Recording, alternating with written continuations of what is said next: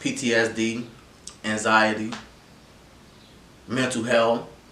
Like when I started getting in the game, I noticed that like I said, like the anxiety you would never thought about. Like black people, we so far back on mental health and shit, you know what I'm saying? So once I started getting shot and shit, my life went the same. I ain't gonna lie, cause I had to start before I went in the crib. I gotta circle my crib 3-4 times to make sure that, you know what I'm saying, ain't nobody behind me or trying to, you feel me? And then I gotta watch parking to make sure ain't no car that I ain't used to seeing, like that type of shit. Like, and then you get tired of that, like, you know what I'm saying? Then the jail, the police chases, the funerals. I ain't gonna lie, one year I went to 3 funerals, bro, literally, and they all on my arm right now. Tori, Big Shorty, and Chandel.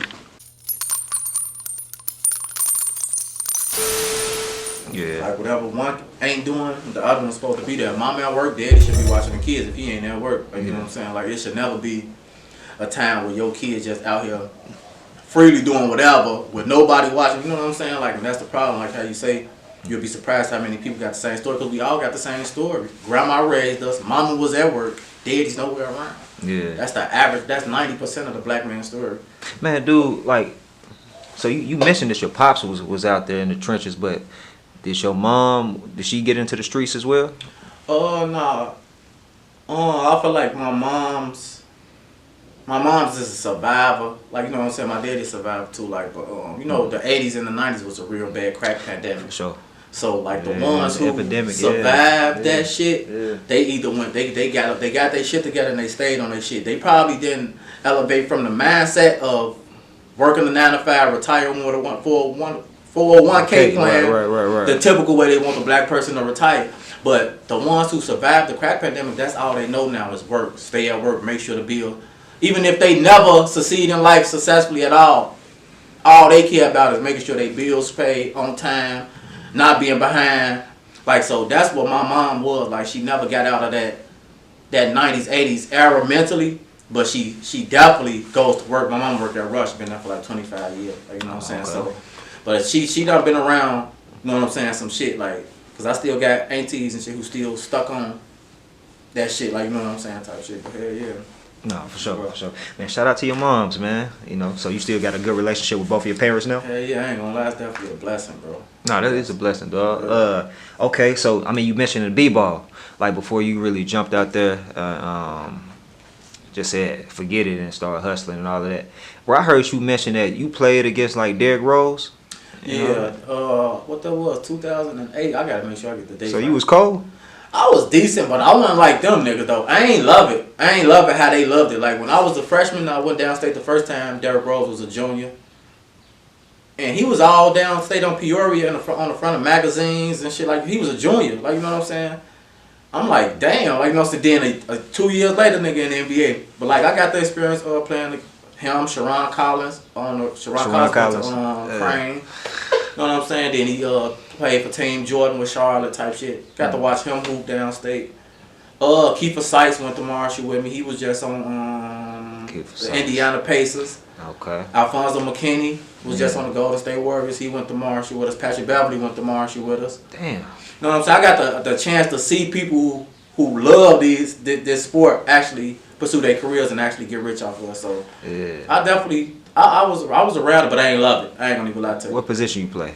Point guard. That was another thing. I was little as hell. You was a point guard and you didn't love the game, though. But like, see, that's what I'm saying. When you around, when you go to a certain school where people getting recruited to come, basically I was a walk-on. Okay. You know what I'm saying? And these people was already getting looked at. See, I ain't know. That's what I'm saying. The West Side market not like the South Side market. South Side produced the Derrick Roses and the, you know, it's the Jabari Parkers. You know what I'm saying? The Jaleel Okafors or the NBAs who actually made names. But the West Side, the Patrick Beverleys, they got to fight. They had to fight. He had to go overseas. He had to play 3-on-3. 6-7 years after college, Patrick Beverley became a household name in the NBA. Undrafted. You know what I'm saying? That's how out West is. We have to fight for our exposure. You know what I'm saying? Damn, bro. So you don't even feel like it's just in the rap scene, like in the rap game. Like you talking about even like sports. Think about it. That's crazy. Think about our biggest rapper, Twista. Twista, yeah. Lil Durk. Lil Durk probably got way more money than Twista.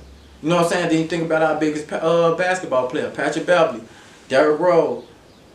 You know what I'm saying? Even they got the Kanye West. It's like they produce the mainstream media market. Like, you know what I'm saying? Like, I don't know if you familiar with Jabari Parker.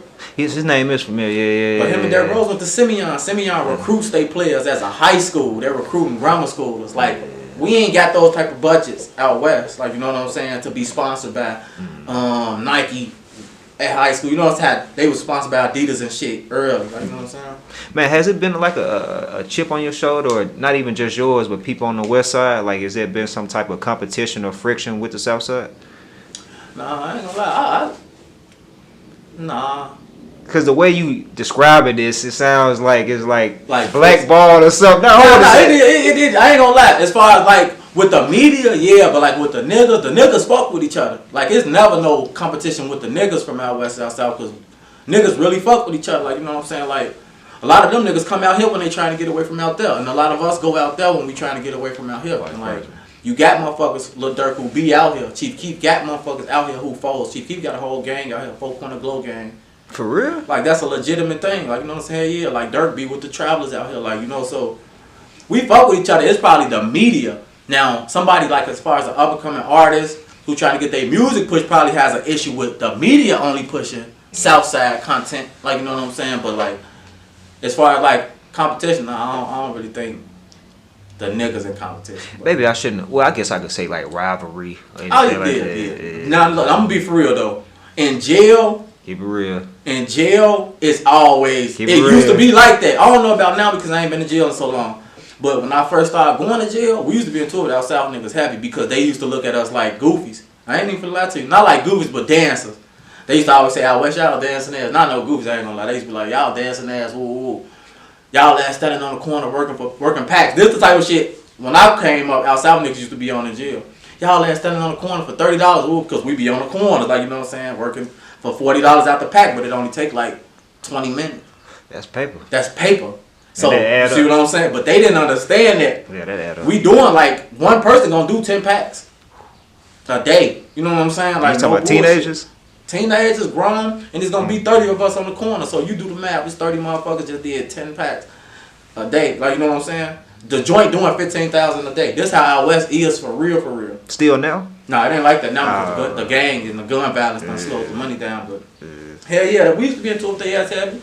I ain't gonna lie. In jail though, never on the streets. Only in jail where you could only throw your hands. It was never like what a point where we finna, oh man, wait till we get up out of here. It's that. No, we was throwing hands, and that's what it was. Cause we all had points to prove. This like 2011. Ah, so that's like the golden era of the drill scene and all that too, man.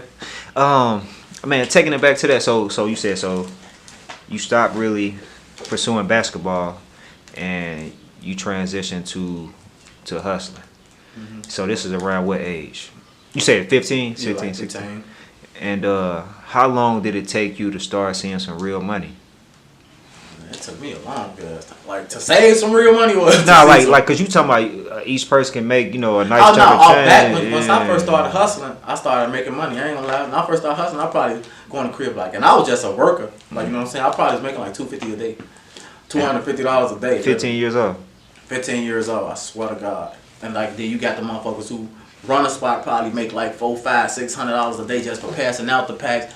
And then you got the guy who everybody work for, who's seeing the whole turnover, who probably finna leave with a few thousand. You know what I'm saying? Type shit. So everybody eating, like, no bullshit. I swear to God, but like, hell yeah. $250, but see the thing about hustling, you can't save the money. Like, when I was coming up, we was getting it so much, so we spending it. And on top of, you can't do nothing with cash but spend it. Illegitimate cash, you can't go nowhere with $10,000 worth of dirty money. You can't go nowhere with $5,000 for real worth of dirty money to a legitimate business, and they take it. And they like, real motherfucker. I'm like, nah. Because I done been with my man, we done been to places to go buy buildings, $40,000 cash. Motherfuckers who standing on their business like, nah, bro, I need somebody to sign something out. Woo, I can't just take that. Because that little 40 ain't nothing. That little 40 ain't finna get my shit seized from the Fed. And I got a whole, you feel me, six-figure business. Nah, hell no. So you can't do nothing with cash in the streets. You need that credit too. You need credit, and you got, like, you're gonna be in the streets. You got to start washing your money early. Yeah, it makes. You know, that's something legitimate. Yeah. Can't wait till you got $60,000, $70,000. $100,000. Now you trying to, Joe, let me buy into this. You know what I'm saying? Now you ain't got the paper trail. You know what I'm saying? So it's like, but when I started actually saving money, it took me a minute. I ain't gonna lie. Like 20, 27, 28, bro. And I'm 30, 31.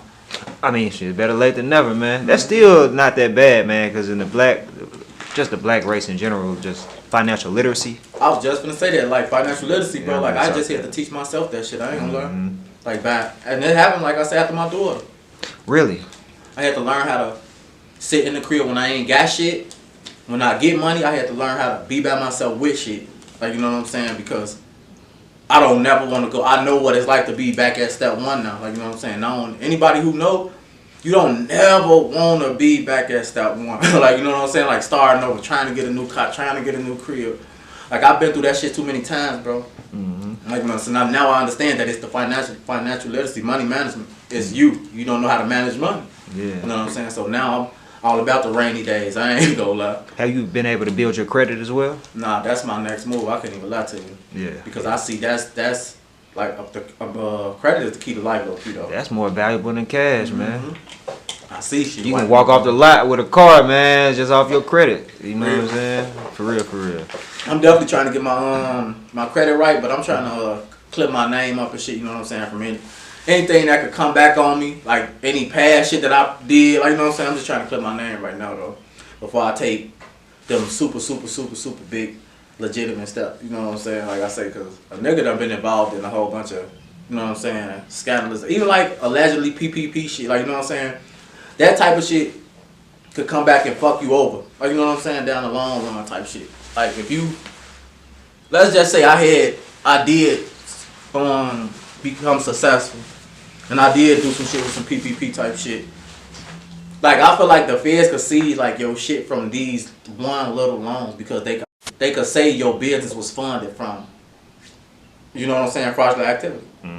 Like, if you so happen to become a millionaire after you did, they still come back and hit you. It still comes to what I'm saying. Like, I want to make sure my shit, everything A1 before I, you know what I'm saying. So right now I'm just working on my brand, and then I'm gonna start working on my credit. But I'm definitely on that though.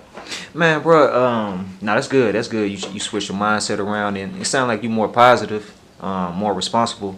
Now, I don't know, like, how you were just looking at, like, social media and, like, just the documentaries and stuff I don't see. Like, I guess you did have, like, a phase where you was a little bit more wild, you know, and impulsive, but still like a hustler though, you know. But man, going back to, like, around your teenage years, and you hustling, you know, you in a gang now. Like, how does your life change, bro? Shit, now I'm fucking dealing with PTSD, anxiety, mental health. Like, when I started getting in the game, I noticed that like I said, like the anxiety shit you would never thought about. Like, black people, we so far back on mental health and shit, you know what I'm saying? So once I started getting shot at and shot and shit, my life went the same. I ain't gonna lie, because I had to start, before I'm going in the crib, I gotta circle my crib 3-4 times to make sure that, you know what I'm saying, ain't nobody behind me or trying to, you feel me? And then I gotta watch parking to make sure ain't no car that I ain't used to seeing, like that type of shit. Like, and then you get tired of that, like, you know what I'm saying? Then the jail, the police chases, the funerals. I ain't gonna lie, one year I went to 3 funerals, bro, literally, and they all on my arm right now. Tori, Big Shorty, and Chandel Adams, they're my cousin, Big Shorty and Tori. These 3 funerals back to back in 4 months off Ridgeway. You know what I'm saying? That shit. In the third one, my homie Tori, I was so fucked up, bro. Like, and we started like gang banging. Drugs don't fund gang wars. You know what I'm saying? So after we was heavy banging like that, money started getting low. So when my homie Tori funeral came around, bro, I was so fucked up. I had a con shit though. I was so broke, fucked up, and like broke financially, broke mentally, because I was so tired of going to funerals and like going through what we was going through. I told my little brother, I'm like, Joe, I ain't finna go to Tory funeral. They like, bro, what you mean you ain't finna go? I say, Shorty, I'm fucked up, I'm broke, I'm tired of this shit. They like, Shorty, you gotta go pay your respects to bro. I'm like, bro, y'all can take my car if anything. Like, but what I'm getting at is like, that's how tired I was. Like, you know what I'm saying? They like, Joe, nah, we need the car, man. Y'all would take the car. I had a green van at the time. Like, bro, y'all would take the car. I'm just tired, but hell yeah, like that shit was breaking the motherfucker. Like, you know what I'm saying? Like, even to this day, like with my daughter, the reason I didn't break for media is because I've already been broken way before media found about who I was, bro. I've been going through shit. Like, you know what I'm saying? I got shot 12 years ago, my first time. Got shot 5 more times in 2020. Then I got shot with my daughter. Like, you know what I'm saying? So I've been going through shit. So when media like, yo, why you ain't crying? Why you ain't? I've been broken. I've been broke. I've been losing homies to the street. You know, before media picked up that it was cool to be, you know what I'm saying, to have ops and shit. I've been going through shit.